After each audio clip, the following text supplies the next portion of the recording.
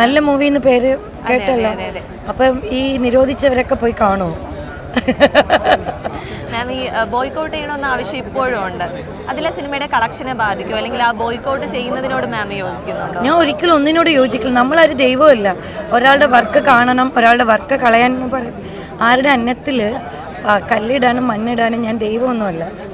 അപ്പോൾ അതിനോട് ഞാൻ തെറ്റാണ്. കാരണം അത് ദിലീപ് എന്ന് പറഞ്ഞ വ്യക്തിയുടെ അതിൽ നായകനായിട്ട് അഭിനയിച്ചതേ ഉള്ളൂ. പുള്ളിയല്ല എൻ്റെ ഡയറക്ടറും പ്രൊഡ്യൂസറും. ഒരു പ്രൊഡ്യൂസർ എത്ര പാടുപെട്ടിട്ടായിരിക്കും ഒരു പ്രോജക്റ്റ് ഉണ്ടാക്കുന്നത്. ഒരു പ്രോഡക്റ്റ് ആയാലും ഒരു പ്രോജക്റ്റ് ആയാലും അവരുടെ എത്ര രൂപയായിരിക്കും. ചിലപ്പോൾ മാർവാടിയിൽ നിന്ന് പലിശയ്ക്ക് എടുത്തതായിരിക്കും. മാർവാടിയുടെ പലിശ എന്ന് പറഞ്ഞാൽ നമ്മൾ വിചാരിക്കുന്നതിൻ്റെ അപ്പുറമാണ്.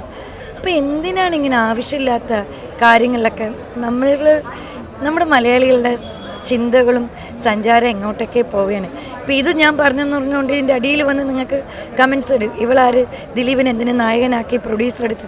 അത് പ്രൊഡ്യൂസറിൻ്റെ ഡയറക്ടറിൻ്റെ ഇഷ്ടമല്ലേ? അല്ലേ? അവർക്കൊരു ചോയ്സ് ഉണ്ടല്ലോ. പിന്നെ അവർക്കൊരു ചോയ്സ് ഉണ്ട്. എല്ലാവരുടെ ഇഷ്ടത്തിനൊത്ത് നമുക്ക് സംസാരിക്കാനോ ജീവിക്കാനോ പറ്റില്ല. എല്ലാവരും തൃപ്തിപ്പെടുത്തി ജീവിക്കാനും പറ്റില്ല. ഓരോ വ്യക്തിക്കും ഓരോ അഭിപ്രായമുണ്ട്. ഞാനിത് എൻ്റെ അഭിപ്രായം പറഞ്ഞു. കാണുന്നതും കാണാത്തതും അവരുടെ ഇഷ്ടം. നമ്മുടെ അഭിപ്രായം ആരിലേക്ക് അടിച്ചേൽപ്പിക്കരുത്, അതാണ് വേണ്ടത്. പക്ഷെ നമ്മൾ മലയാളികൾ അങ്ങനെയല്ല.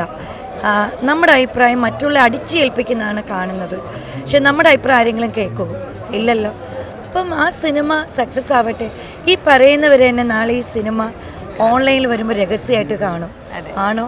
അതാണ് അവർ പോവല്ലേ എന്ന് പറയുന്നത്. അവർ രഹസ്യമായിട്ട് കാണുകയും ചെയ്യും. പക്ഷെ നമ്മുടെയൊക്കെ ഒരു കുഴപ്പമുണ്ട്. പോവല്ലേ, കാണല്ലേ, ചെയ്യല്ലേ എന്ന് പറയുന്ന കാര്യം ചെയ്യാനാണ് എല്ലാവർക്കും ഇഷ്ടം. ചിലപ്പോൾ ഇതൊരു മാർക്കറ്റും കൂടി ആയിരിക്കും. സിനിമ മാർക്കറ്റായിരിക്കാം. ചിലപ്പോൾ നമുക്കറിയില്ല ഇത് സിനിമയുടെ ഒരു മാർക്കറ്റ് തന്ത്രമായാലോ. കാരണം ഇപ്പോൾ എന്തും നെഗറ്റീവ് തന്ത്രമാണല്ലോ സക്സസ് ആവുന്നത്. ഏത് പ്രോഡക്റ്റ് പോലെ തന്നെയാണ്. ഇപ്പോൾ ഒരു വ്യക്തിയെ തന്നെ നെഗറ്റീവായിട്ട് കണ്ടാൽ മാത്രമേ പബ്ലിക്കിൻ്റെ ഇടയിൽ വരുള്ളൂ. ഇന്നറിയാലോ, സ്വന്തം തന്നെ റീലെടുത്ത് നെഗറ്റീവ് ആക്കിയിട്ട് പബ്ലിക്കിൻ്റെ ഇടയിൽ കയറാൻ വേണ്ടി എല്ലാവർക്കും സെലിബ്രേറ്റ് ചെയ്യാനാണ് ആഗ്രഹം. എന്തിനാ നമ്മളായിട്ട് ജീവിച്ചാൽ പോരെ? നമ്മൾ എന്തിനാണ് ആക്ടിങ് ചെയ്യുന്നത്, ആർട്ടിഫിഷ്യലായിട്ട് ചെയ്യുന്നത്? അത് നല്ലതല്ല എന്നേ ഞാൻ പറയുള്ളൂ. അപ്പോൾ 2026 ഒരു നല്ല വർഷം എല്ലാവർക്കും നേരുന്നു. Advance happy Christmas and happy new year. I love you so much.